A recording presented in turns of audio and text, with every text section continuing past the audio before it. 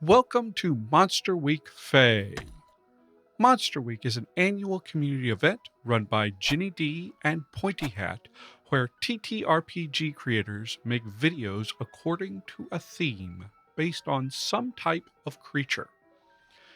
If you don't know me, I'm George Corley and I'm a conlanger. That means I make languages, and when this topic came up, I felt extremely lucky. You see, I've been in the midst of a huge project to construct a language, or languages? We'll get into that. For the Fey in D&D and other TTRPGs. This is all part of my Tongues and Runes project, where I am building some languages for magical and otherworldly beings and using them to create incantations for D&D spells. I'm basically done with Draconic, which I call Ndakaga, the ancient dragon language, which is used by wizards and sorcerers. I'm just polishing the spell incantations and working on how to package that into a book. And now I've been working on my version of Sylvan, which will be used by druids and rangers. And Sylvan, of course, is the language of the Fae. So in this video, I'm going to run down my world building of my version of the Feywild, which the Fae, call Sha Buhwagafashi or Sha Buhwagafash, but I'll just call Fairy. Then I'll talk a bit about the language, or maybe language group, languoid. I'll get to that. And finally, I do have some RPG stuff for y'all to use in games. So to begin, Fairy exists as an eternally frozen day. Times of day are instead places in Fairy, and the four main lands are day, dawn, dusk, and night. The Fae don't use that terminology. Instead, they identify themselves by the phase of the moon. In Fairy, the moon is eternally frozen at its zenith, and its phase is determined by what phase would be at that height, at that time of day. So night is associated with the full moon, dawn is associated with the waning moon, day with the new moon, or perhaps more the sun, since the moon is not visible, and dusk with the waxing moon. I'm going to focus primarily on the courts of dawn and dusk, or the waning and waxing moons, collectively called the twilight courts.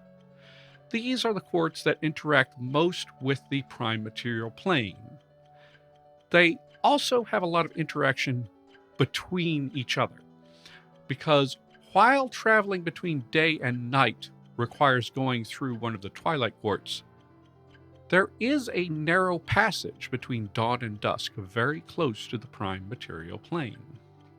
Now, the language of the Fae is called Khyisfaf噚, which is a compromise between the original names in the dawn and dusk varieties, both of which mean something like language of the Fae. And yeah, Khyisfaf¥ is divided into many different varieties, with the principal ones being the main variety of each of the four courts. I originally called these dialects, but the distinction between dialects of one language and separate related languages is fuzzy in the real world, and I think it's fuzzy in Fairy as well. So for now, I will use varieties here, or, when I feel like it, the ambiguous native term, bila, singular biju, because if we can call all the Chinese languages Fangyan, then we have that option here. The language of the Dawn Court is Sha Pixabay, or waning speech, or Sha Pixabay for short, while that of the Dusk Court is Sha Khyisfaf¥, or waxing speech, called Sha Khyisfaf¥ for short. Now on to some interesting grammar. I think the most notable grammar feature from a world-building standpoint is the noun classes. Noun classes are categories you put nouns into that other words in a sentence have to agree with, like masculine and feminine in Romance and Semitic languages, or the many noun classes in Bantu languages. Now, the KhisfafŒ noun classes come from the Fae's supernatural knowledge of all living things. Some people are going to get a certain idea from that, but I will say the Fae do not care about cladistics. If I make a word that covers two unrelated creatures, that's fine. That is something that happens. Instead, what they focus on is what each creature does and what its role is in ecology, and the noun classes reflect that. Class 1 is autotrophs, including plants, of course, but also the chemotrophs on the ocean floor. Class 2 is herbivores, or generally things that eat autotrophs. Class 3 is predators, creatures that get food by killing and eating herbivores or other heterotrophs, things that eat things. Class 4 is decomposers, parasites, and some symbiotic organisms. These are creatures that help distribute energy by reclaiming it from dead matter or siphoning it off of other creatures. Class 5 is inanimate, for rocks and other biologically inert things on the surface. And finally, we have Class 6, celestial, which is used for the stars, the sun, the moon, basically anything above the atmosphere that is either an energy input, like plants getting energy from the sun, or just outside of the ecosystem altogether. Now, of course, no classification system is ideal for everything. For instance, omnivores could be a gray area. They're often put in Class 3 with predators or Class 4 with decomposers and parasites, depending on just what their strategy is. Most of us would be Class 3. Most of us humans. Yes, humans are Class 3. If you're vegan, well, you are in for an entirely different kind of pronoun discourse. I'm sorry to say. I'm not going to get into that. Fae are usually Class 3, especially the more human-like Fae that gave rise to the elves.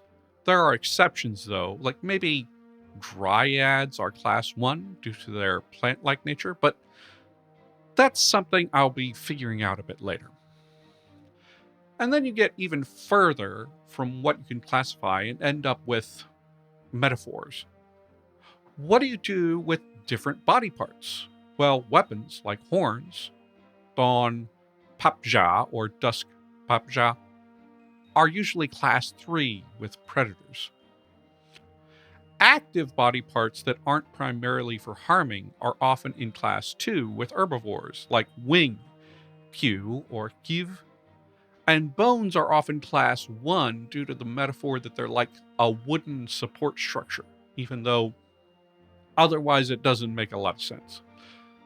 Some abstract mental concepts are Class 4, the idea being that this is some kind of mental symbiote. Languages, for example, are Class 4. And in fact, the word for language, Khyisfafຝ or Khyisfaf, is the same root as the word for tongue. But it's Class 4, while tongue, Khyisfaf¥ or Khyisfaf¥, is Class 3 with predators for some reason. There's a ton of these little details, but I'll give one last odd class, odd to humans at least. Large landforms like mountain, Khyvrishi or Khyvyish, and biomes like desert, Togjakshi or Tagjaksh, generally belong to the autotroph class. Now, why would that be? Well, any large landform or land area is going to support an ecosystem. So that's what the Fae are focusing on when talking about these things. And while an ecosystem contains all sorts of life, the root of where its energy comes from is the autotrophs. So the whole ecosystem is ultimately an autotroph. Now, this language is a priori, meaning I made all the words and grammar myself, but there were some inspirations. I weave in features from a wide variety of languages, but I did put some specific callbacks to the languages of cultures that contributed to real-life fairy lore. For example, like Celtic languages, Khyisfafڨ has initial consonant mutations, where the first consonant of a word can change depending on the preceding word. And it has a split between related words beginning with a p or a qu sound, as you might see in pairs like dawn, pi, and dusk, kuch, both meaning bind and both coming from Middle Fey, kuti. And the tone system actually draws some inspiration from Norwegian pitch accent. I don't like the term pitch accent, but now is not the time to get into it. But again, the words, save for a few based on patron names, are just made up to fit the rules of the language. I am definitely not a fairy who speaks these languages. Oh, by the way, I wear these cans just for self-monitoring. There's nothing odd about my ears. You don't need to see my ears. Okay, that's enough about linguistics. You guys want some stuff you can use in games. First, I give you 2 new magic items. The Fae often carry amulets depicting the phase of the moon that signifies their home court. It's possible for mortals to obtain these, but be careful how you procure them. The Phase Amulet of the Waning Moon, or Shangachvilshi Pa Shangupjo Khyipje, is connected to the Court of Dawn. If you have the amulet, then at sunrise you can find hidden routes into Faerie, especially into the Court of Dawn. If this amulet is freely given to you by a Dawn Fey, you get advantage on charisma checks against Dawn Fey, and those Fey will refrain from charming, tricking, or attacking you as long as you don't try anything with them or do something against the court's rules. The Phase Amulet of the Waxing Moon, or Shangachwavish Chusha Ngupja Fufipja, is the equivalent for the Court of Dusk. At sunset, you may be led on paths that lead into the Court of Dusk. And again, you get advantage on checks against Dusk Fae and won't be charmed, tricked, or attacked by them as long as you behave yourself, if it is freely given by a Dusk Fae. If you obtain either of these amulets without them being freely given, you will have no protection. And in fact, you will have disadvantage on charisma checks with the connected court until you return it. You might even find yourself pursued if the wrong eyes catch you with an amulet. And no, you cannot deception check your way out of it. The Fae will know that you didn't get it legit.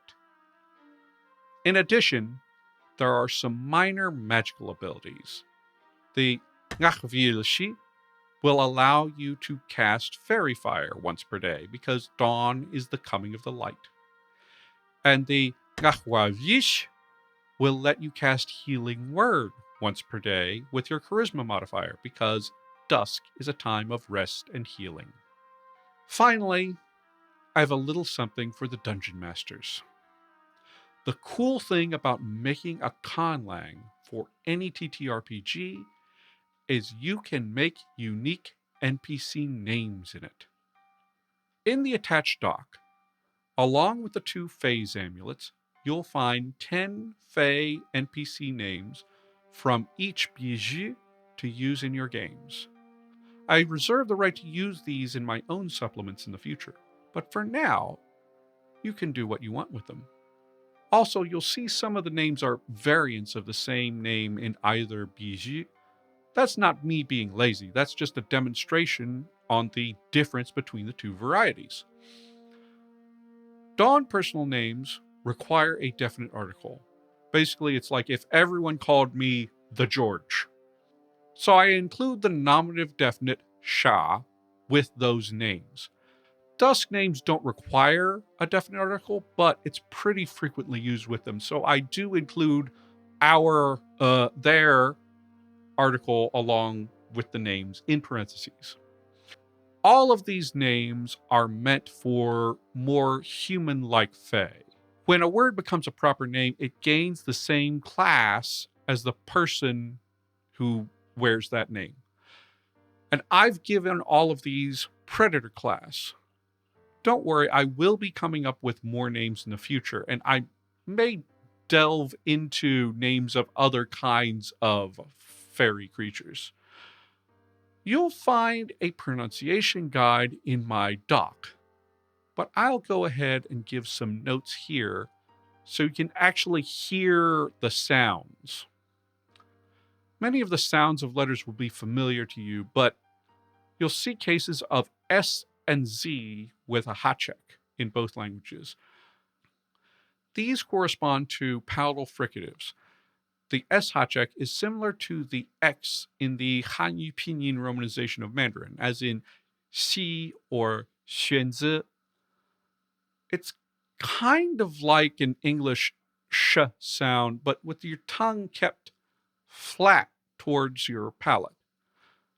Z hachek is the same sound, but voice. Zha, zha. These also can come after T or D to give affricate sounds. Ch or j. TH is always the voiceless English TH, as in thin, while DH corresponds to its voice counterpart, as in then, the. Ch is a voiceless velar fricative, the same as the CH in loch or bach, or in the way many Spanish speakers pronounce the J in jamon or Alejandro. And GH is the voiced equivalent, as in modern Greek Roma. Also, NG is always as in sing. If you have an actual G sound after, like in finger, it'll be spelled NGG. A U with umlaut is basically the same as in German. If you're not familiar, just make a sound E and then round your lips. E, U, E, U. A W with umlaut is quite similar. A W-like sound with the tongue in the front rather than the back. You can hear it in French nuit or Mandarin yue. Make a y sound while rounding your lips. Y, y, y, y. Dawn has a couple extra notes. If there's a dot under a letter, it's a retroflex, which means you pronounce it by curling the tip of your tongue backward. You might hear ta and da in Hindi or Urdu, and sha is heard in Mandarin Shay and in Russian. The R is also meant to be retroflex, though a typical English R is pretty close. An apostrophe after a letter or digraph indicates an ejective, which means you push air up from your larynx as you pronounce it. Dawn has 6 of these. A, ta, ka, ka, cha, and ka. Though dusk can sometimes have them in loan words from dawn and night. Dawn also has a couple extra vowels. Just like U umlaut, O umlaut is a front rounded vowel. Say an E sound and then round your lips. E, U, E, U. A umlaut is just like the A in bat. Both dawn and dusk are tonal with 3 levels, low, mid, and high. High tones are marked with an acute accent and low tones with a grave accent. If the letter has an umlaut and needs tone marking, that's turned into a double accent. Stress in dusk is always on the final syllable of the word, while in Dawn it's usually on the last marked tone, with both of them making stress syllables louder and longer. If you made it through all that, then thank you so much for watching. If you want more conlanging stuff, go like the video and subscribe. I do weekly live streams on YouTube and Twitch where I'm continuing to build out my Fey language. This week, I think I'll turn it into a Q&A session for anyone who wants to get up to speed. That's at 8 a.m. Central Time this Saturday. Also, big shout out to my patrons on Patreon who can vote in the occasional poll to shape my languages and also get some early videos and other exclusive content. Thank you so much for supporting me. Thank you, happy gaming, and happy conlanging.